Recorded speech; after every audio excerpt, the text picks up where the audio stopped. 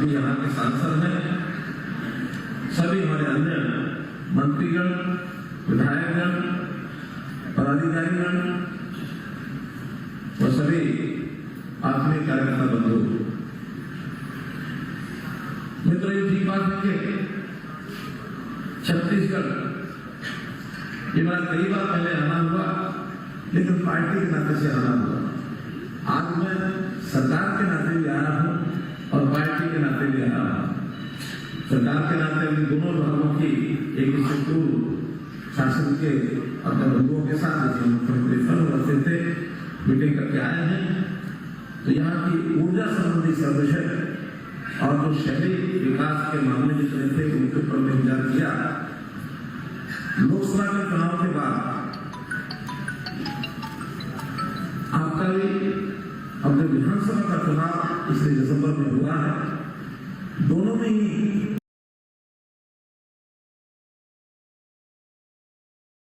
आपने जो जीत खेली है, मैं इन दोनों जीत पर आप सब कार्यकर्ताओं को बहुत बहुत बधाई और शुभकामनाएं देता हूं।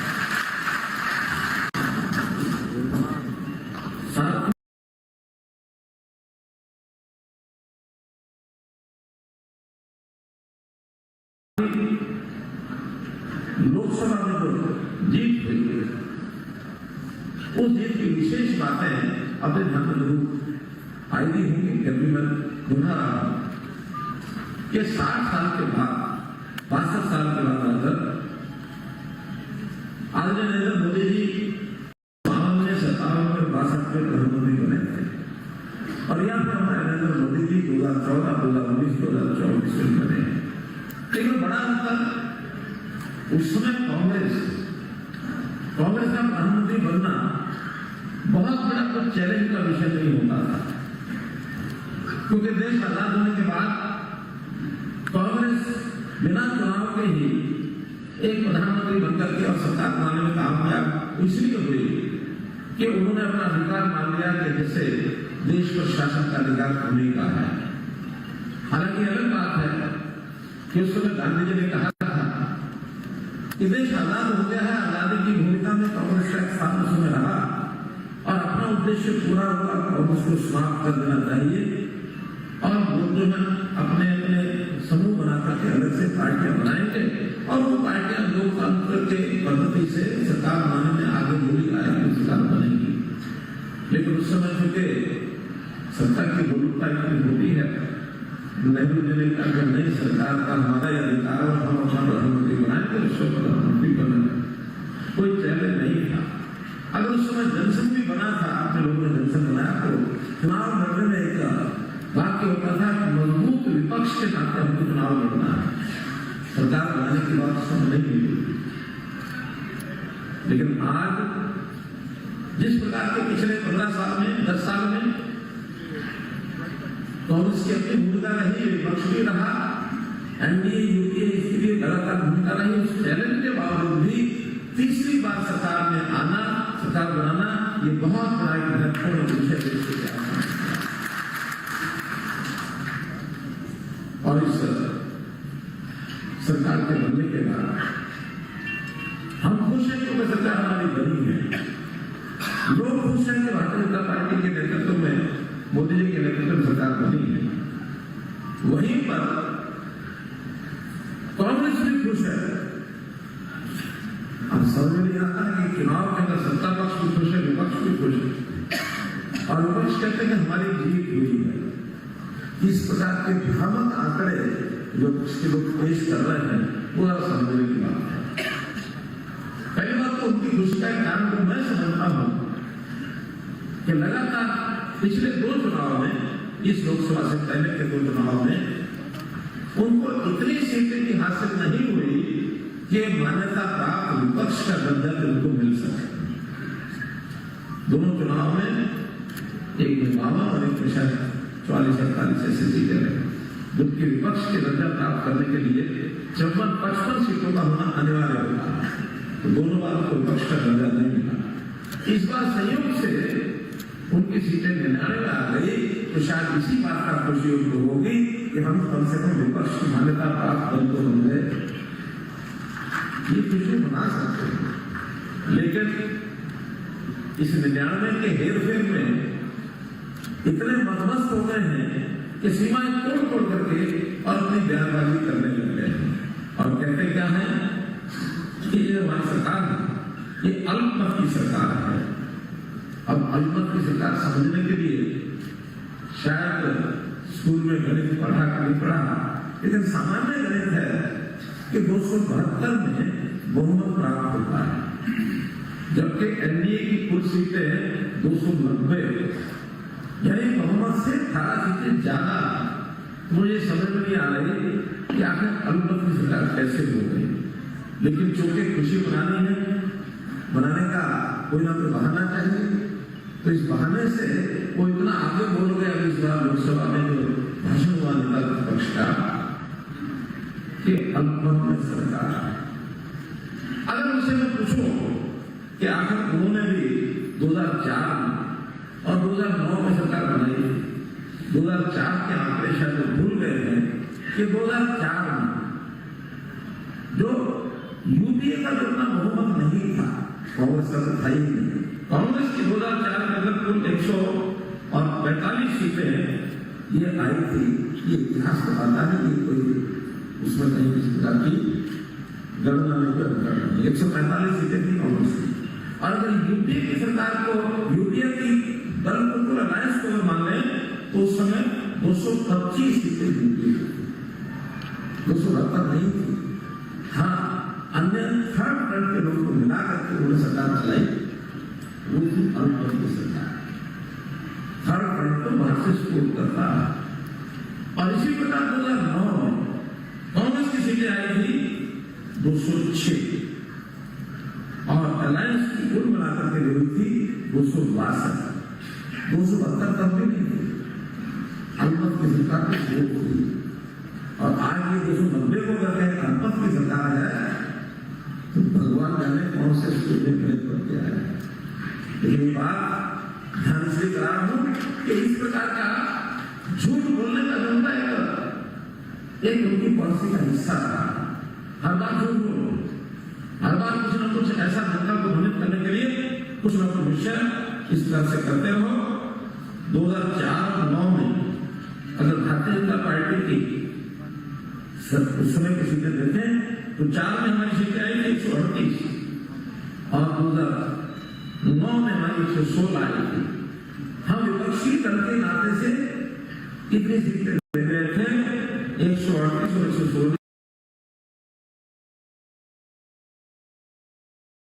अब जब वो कृषि बना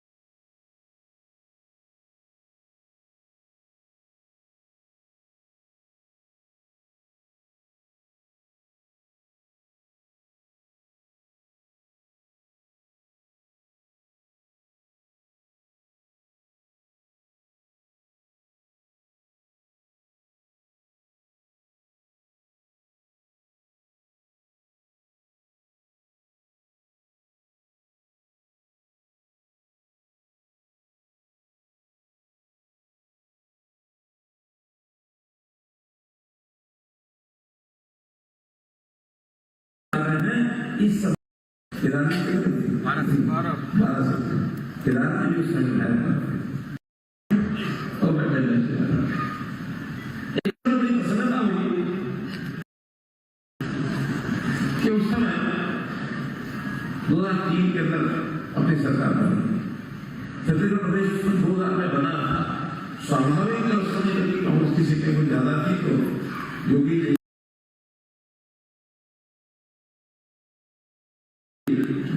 हम मुख्यमंत्री बन गए, हमारे कुछ विधायकों को हमको भी मिले। उस समय महाराज से 9 सीटें जीते और उस समय 2008 में भी जीते, 2013 में भी हम जीते। केवल एक 5 साल का कार्यकाल 2018 का अगर हम छोड़ दें तो लगातार यहां चुनाव में भारतीय जनता पार्टी जीत रही है। इस बार जो भारी मतों से आप जीते हैं, मैं आपको बात को बता दूंगा। भारतीय जनता पार्टी का यदि देखा जाए तो एक सुनहरी प्रदेश, गोल्डन प्रदेश है छत्तीसगढ़। और छत्तीसगढ़ के कार्यकर्ता के बारे में मैं स्वयं उससे अनुभव करता था। और बस्तर जैसे इलाके में जो नक्सलाइट से गिरा हुआ था, आज तो जमीन काफी ठीक हो गया। बड़े थे प्रदेश अध्यक्ष से मैं चर्चा करता था कि किस प्रकार का खतरनाक खेल वहां हमारे चुनाव लड़ने वाले पार्टी के काम करने वाले लोगों को किस प्रकार से जूझना पड़ता है। तो इस प्रदेश को कार्यकर्ताओं को सैल्यूट करता हूं कि इस कार्यकर्ता के बल पर आज इतना ही कहूंगा कि आज लोकसभा चुनाव में भी आप लोगों ने मेहनत करके 50% से ऊपर शेयर कर लिया है। 11 में से मात्र 1 सीट हम नहीं जीत पाए, जो भी कारण नहीं होंगे उसकी समीक्षा जरूर करेंगे। तो 11 की यानी 10 सीटों पर लोकसभा के सदस्य आपने दिए, जो मोदी जी के सरकार बनाने में बहुत बड़ा योगदान यहाँ किया। और पिछले दिनों में मोदी जी का भाषण हुआ लोकसभा में और राज्यसभा में, दोनों बारों में छत्तीसगढ़ का उदाहरण दिया। बीच में लगाएं क्या करें, पेज का आवाज नहीं आ रहा,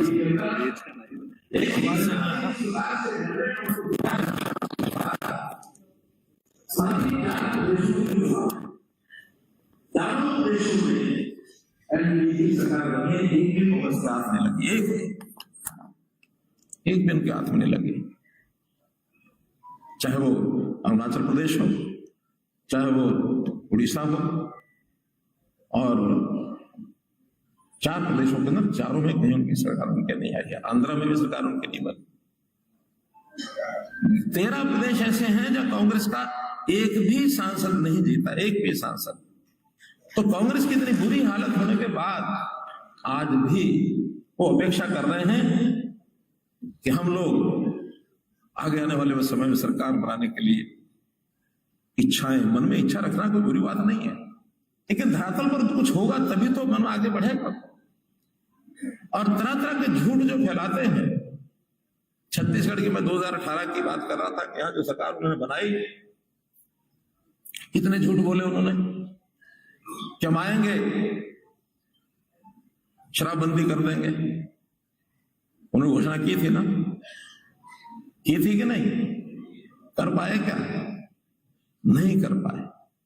उनका किसानों का कर्जा माफ कर देंगे, मात्र 20-25% लोगों का, वो भी कुछ कोऑपरेटिव बैंक्स का, सहकारी बैंकों का किया होगा, वो कर्जा माफी नहीं कर पाए। महिलाओं के लिए भी उन्होंने पैसा देने की बात की थी। हमने तो योजना के यहां लागू कर दी, लेकिन उसमें लागू नहीं कर पाए। धान का बोनस घोषणा वो कर गए, शायद उसके बाद पेमेंट तो हमने ही आके की। धान के बोनस का पैसा हमने दिया, उनके समय का भी, अपने समय का हम दे रहे थे। तो ऐसे झूठ फैलाने के लिए वो माहिर है, चाहे प्रदेश का चुनाव, चाहे केंद्र का चुनाव। लोकसभा के चुनाव में उन्होंने क्या कहा, यानी बचकाना प्रश्न क्या कर दिया कि मोदी जी को सरकार बनाने के लिए तो 272 सीटें चाहिए, 272 की आंकड़ा चाहिए, तो फिर 400 क्यों मांग रहे हैं? ये प्रश्न पता नहीं आपके ध्यान में आया नहीं, उन्होंने मीडिया में किया। अगर किसी बच्चे को कोई पूछ ले कि भी आप पास होने के लिए तो 35% बहुत है, लेकिन आप 95% या 98%, 99% की मांग क्यों कर रहे हैं? तो ये प्रश्न तो ऐसा हो गया जिससे बच्चे को ये प्रश्न पूछ लिया जाए। अरे भी आखिर एक लक्ष्य रखना, टारगेट रखना, आगे बढ़ने के लिए हर व्यक्ति, हर संस्था, हर सरकार में परिणाम सब अपनी इच्छा भी रखते हैं, आह्वान भी करते हैं, वहां तक पहुंचने का प्रयत्न भी करते हैं। लेकिन हमारे प्रश्नों को इस ढंग से लेकर के अगर 400 आ गई तो ये आते ही संविधान बदल देंगे। और एक ऐसा वर्ग है जो संविधान के प्रति समझ हो चाहे ना हो, लेकिन एक सेंसिटिविटी बनी हुई है कि डॉक्टर अंबेडकर के द्वारा बनाया गया संविधान ये बदला जाएगा। और समाज का एक वर्ग, छत्तीसगढ़ में मुझे मालूम नहीं, लेकिन हमारे यहाँ उत्तर भारत के अंदर तो इसका असर हुआ थोड़ा। कोई संविधान बदलने का विषय हो सकता है क्या? मोदी जी ने स्वयं घोषणा की एक बात कि अगर डॉक्टर अंबेडकर दोबारा से जन्म लेकर के आ जाए, वो भी कह दे कि संविधान बदला है, तो इस देश का संविधान नहीं बदला जा सकता, बदला नहीं जा सकता।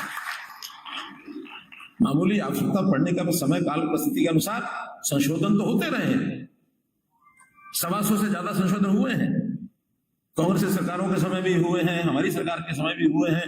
जैसी आवश्यकता हो लोकसभा में बैठ करके वो करते हैं, लेकिन संविधान बदल देना, आरक्षण को खत्म कर देना, इस प्रकार की बातों को इन्होंने समाज में, और जो गरीब समाज है, अनपढ़ समाज है, जिन चीजों को समझता नहीं है, वहां जाकर के फैलाया है।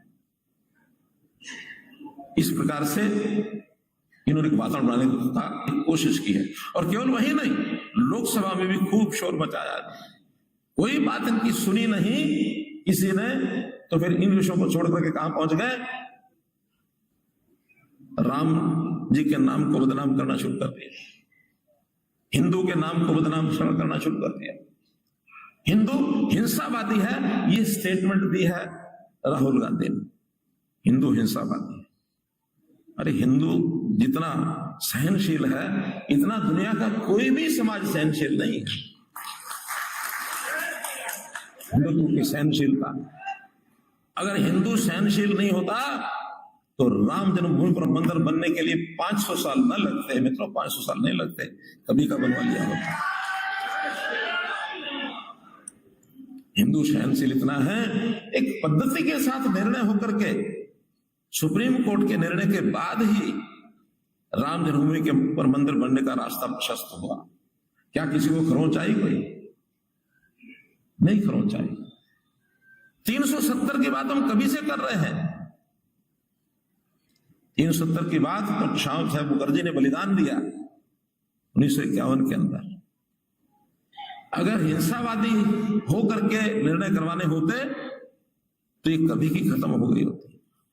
लेकिन देश के कानून और व्यवस्था, समाज के अंदर शांति बनी रहे, सहनशील स्वभाव से आगे बढ़ते बढ़ते देश के अंदर एक वातावरण बना, और समय आया तो एक कलम से 370 खत्म हो गई। क्या किसी को खरोंच आई? क्या नहीं आई।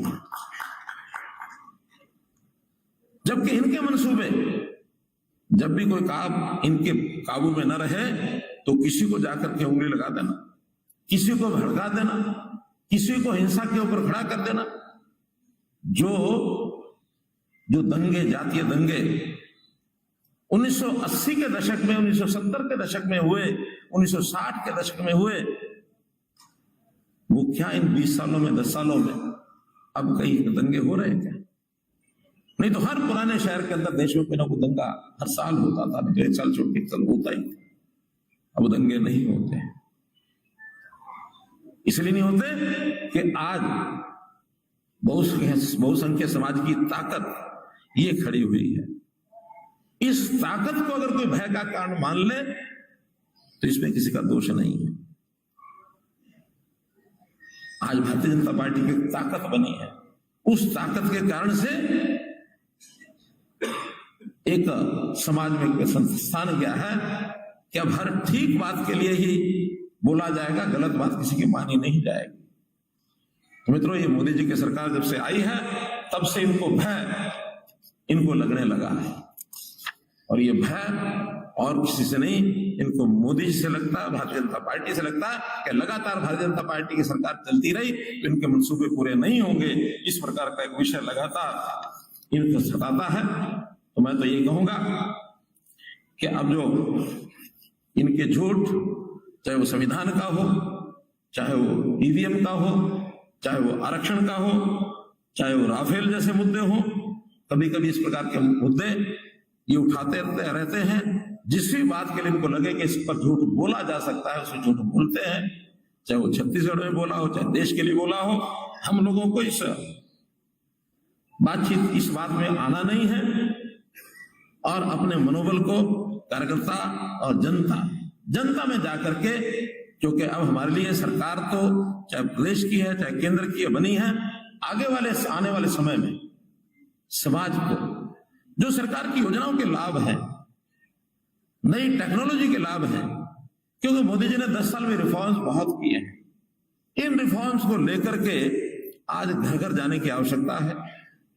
समाज के अंदर एक अपना जो स्थान बना है उसको और मजबूत करने की बात है। इस देश के लिए अगर कोई रास्ता, कोई अच्छा बनाने वाला कोई प्रधानमंत्री है, कोई सरकार है, तो मोदी जी की सरकार है, या हमारे साय जी की सरकार है।